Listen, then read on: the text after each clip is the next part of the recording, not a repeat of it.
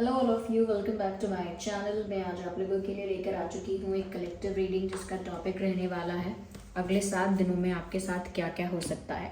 यानी कि next 7 days में आपकी लाइफ में क्या सिचुएशंस आ सकती हैं, क्या सरप्राइजेज हैं, क्या चेंजेस हैं, हम ये जानेंगे। लेकिन ये रीडिंग जनरल है, कलेक्टिव है। हो सकता है कि आपकी सिचुएशन के साथ एक्यूरेटली रेजोनेट करे, हो सकता है सिर्फ कुछ % रेजोनेट करे। तो ओपन माइंडेड होकर सुनिएगा और ज़बरदस्ती अपने आप को रीडिंग में फिट इन मत कीजिएगा। जितना आपके साथ रेजोनेट होता है उतना ही एक्सेप्ट कीजिए एंड लीव द रेस्ट। ये रीडिंग सभी ज़ोडिएक साइंस के लिए है, हर उम्र के व्यक्ति के लिए है, टाइमलेस है। ओके, जब भी आप इस वीडियो तक पहुंचेंगे यह आपके साथ तभी रेजोनेट करेगी। आइए चलिए स्टार्ट करते हैं रीडिंग और देखते हैं यहाँ पे व्यूअर्स कि अगले 7 दिनों में आपके साथ क्या क्या हो सकता है for the next 7 days। Okay, so here we have the first card.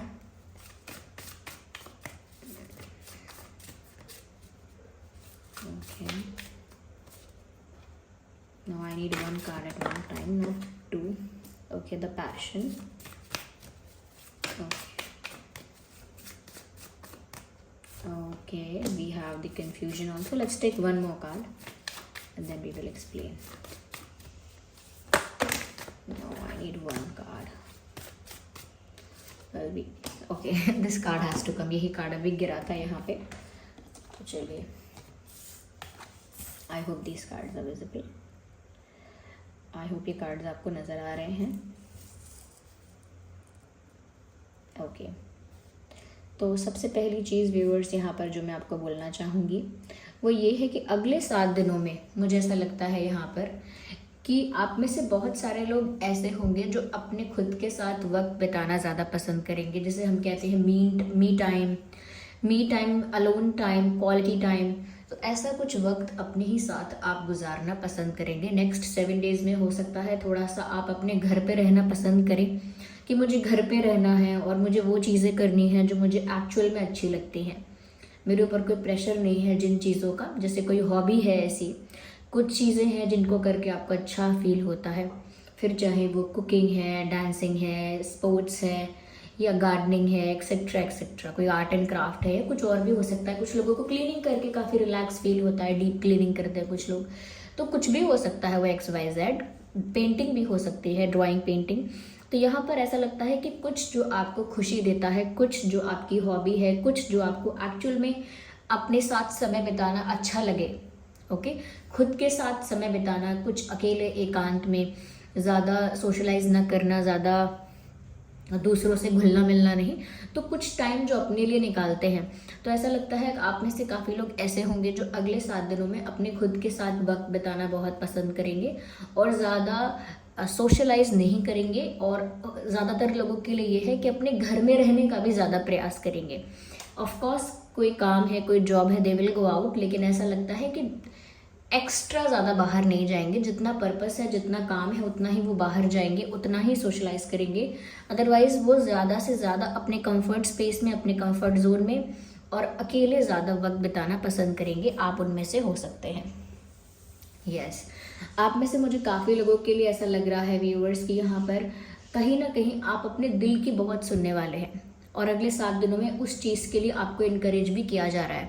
आपके प्लैनेट्स कुछ इस तरह से अरेंज हो रहे हैं कि वो आपको उन चीज़ों के लिए पुश कर रहे हैं जिन चीज़ों के लिए आप बहुत पैशनेट हो, जिन चीज़ों के लिए आप एक्चुअली बहुत डेडिकेटेड हो, जिन चीज़ों को लेकर आप बहुत ज़्यादा एक्साइटेड भी होते हो। जैसे कुछ लोग होते हैं जिनको डांसिंग बहुत अच्छी लगती है, लेकिन वो दूसरी जिम्मेदारियां, दूसरे काम करते रहते हैं, लेकिन उनको फिर भी डांसिंग करने का टाइम मिले, मौका मिले तो बहुत खुश होते हैं। तो ऐसा यहाँ पर लग रहा है कि कुछ ऐसी चीज़ें जिनके लिए आप बहुत पैशनेट हो, जिनके लिए आप एक्चुअल एक्साइटमेंट फील करते हो, जिन चीज़ों के लिए आपको ज़्यादा टाइम देकर भी बहुत खुशी होती है, तो मुझे लगता है काफ़ी सारी ऐसी चीज़ें हो सकती हैं। चाहे फिर वो राइटिंग है, म्यूज़िक है, कुछ और भी हो सकता है, XYZ। कुछ भी जो आपको अच्छा लगता है, जिस चीज़ के लिए आप पैशनेट हो, मुझे लगता है उस चीज़ पर आपका बहुत फोकस होगा 7 डेज के लिए, स्पेशली फॉर 7 डेज। आगे भी हो सकता है, पर क्योंकि ये रीडिंग हम स्पेशली 7 दिनों के लिए करें, मुझे ये भी लग रहा है कि नेक्स्ट 7 डेज में आप किसी से कुछ सीख रहे हैं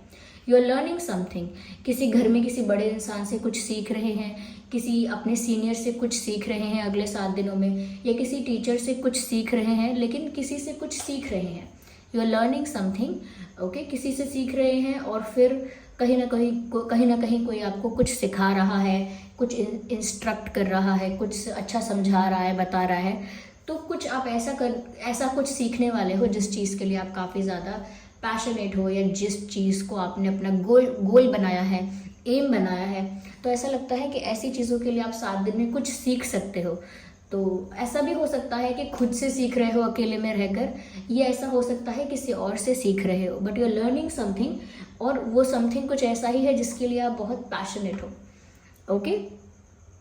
या काफ़ी लोगों के लिए मुझे लगता है 7 दिनों में बहुत क्रिएटिव होंगे।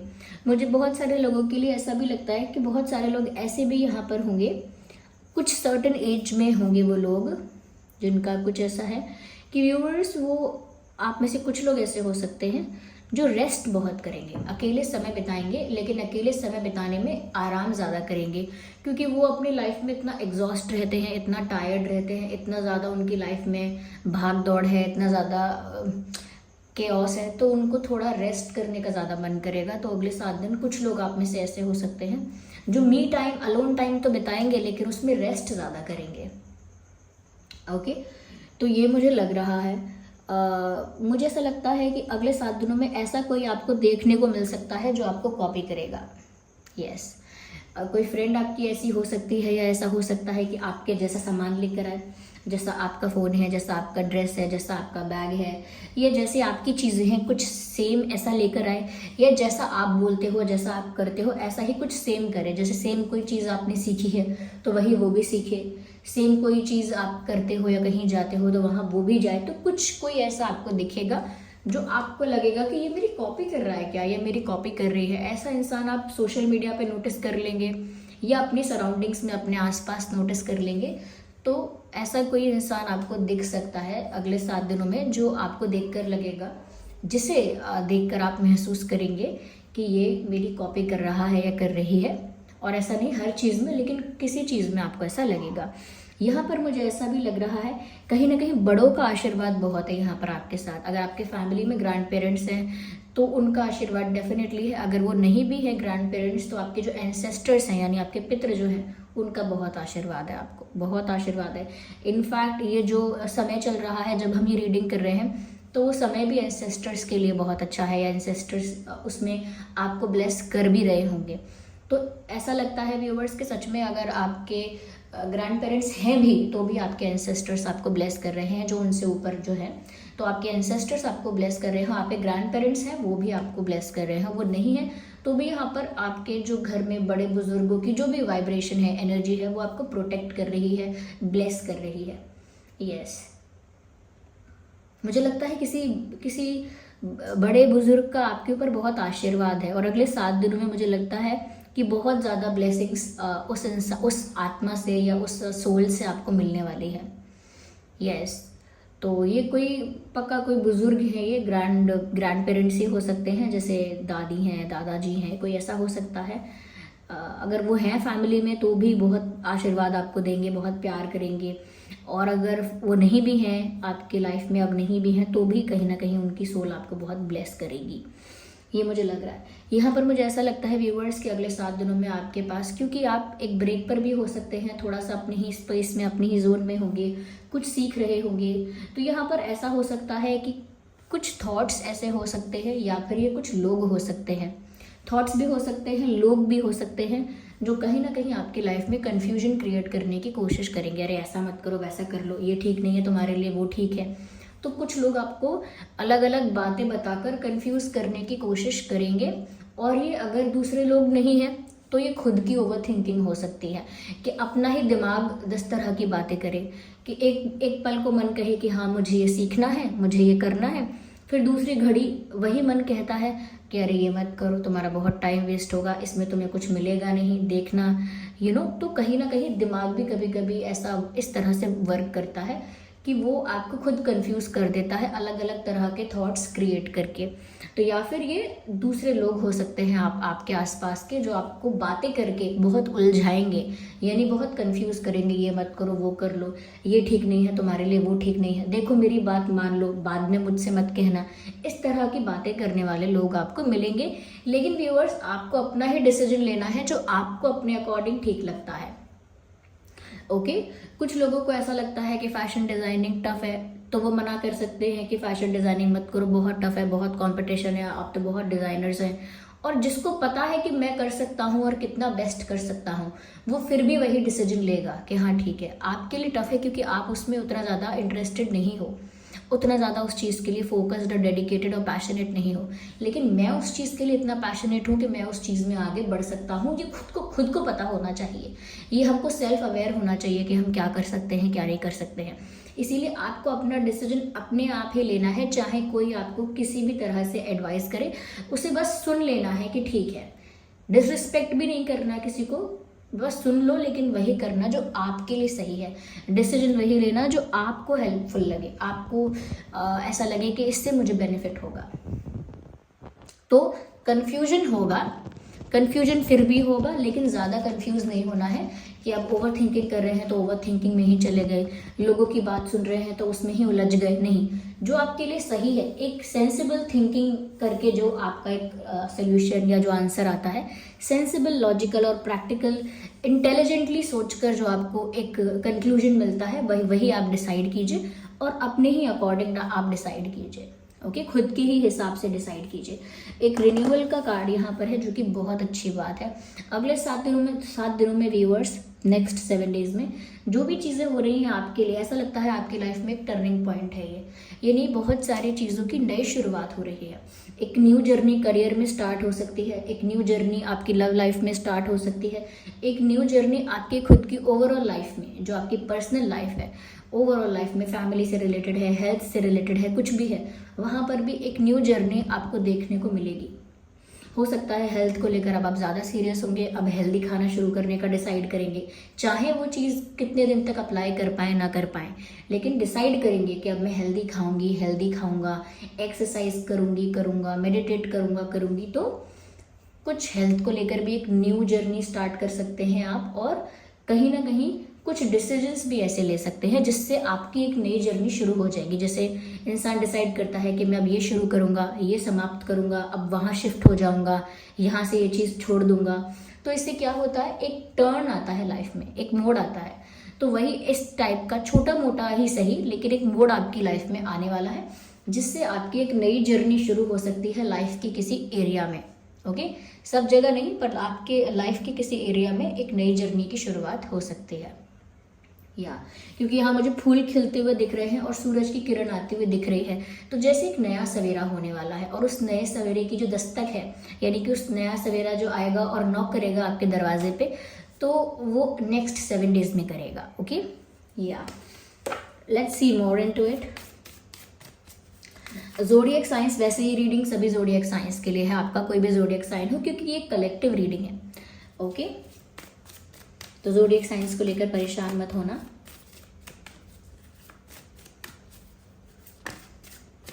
वेल एक अनफोल्ड तो हुआ है card, actually I need 1 not 2।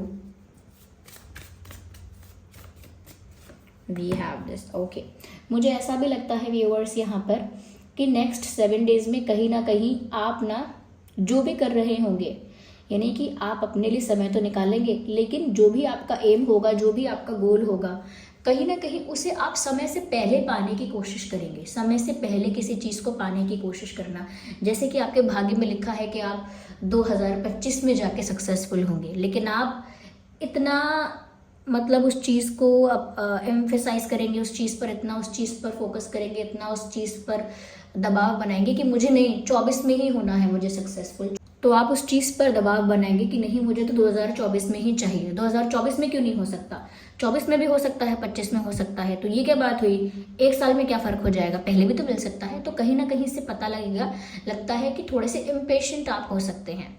Okay अगले 7 दिनों में कहीं ना कहीं आपकी सोच इस तरह से जा सकती है कि जब मुझे ये सब मिल ही रहा है और एक टर्निंग पॉइंट आ ही रहा है, लाइफ में चेंज हो रहा है, मेरी लाइफ में ट्रांसफॉर्मेशन हो रहा है, तो फिर मैं इंतज़ार क्यों करूं, क्यों ना ये सब अभी हो जाए, अभी इसी वक्त हो जाए। सही टाइम का इंतज़ार करने का क्या मतलब है। तो ऐसा इम्पेशेंट मत होना आप, जो सही समय है उसी समय पर चीज़ें करना।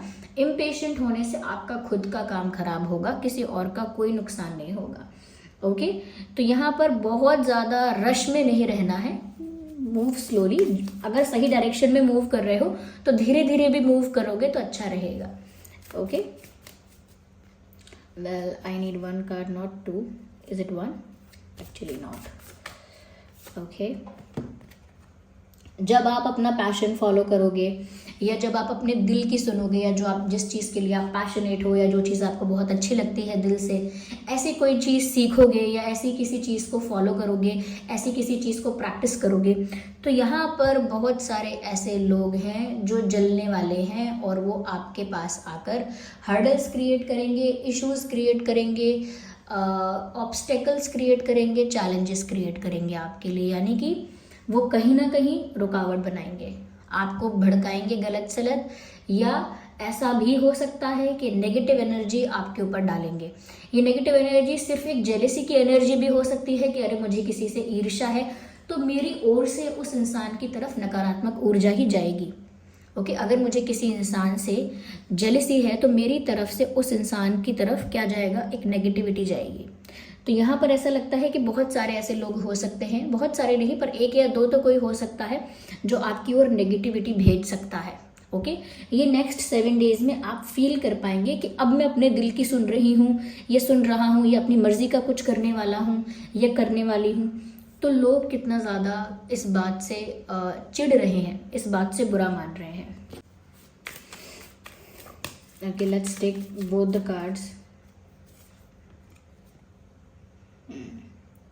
देखिए व्यूअर्स, आपको जो भी करना है बहुत स्मार्टली करना है, डरना नहीं है। डोंट बी अ कावर्ड, डरना नहीं है। What ever the situation is, face it. थोड़ी बहुत डिफिकल्टी, ऑब्स्टेकल्स अगर लोग क्रिएट करते भी हैं या आपकी लाइफ में आ भी जाते हैं, तो उन ऑब्स्टेकल्स को आप फेस कर लेना। इतने बड़े ऑब्स्टेकल्स नहीं होंगे कि आप उनको टैकल ना कर पाए। थोड़े बहुत ऑब्स्टेकल्स आएंगे, थोड़े बहुत ऐसी चीज़ें होंगी जिससे आपको टेंशन हो जाएगा कि मेरा डिसीजन सही है या नहीं, और वही आप ओवर थिंकिंग करेंगे। लेकिन डरना नहीं है।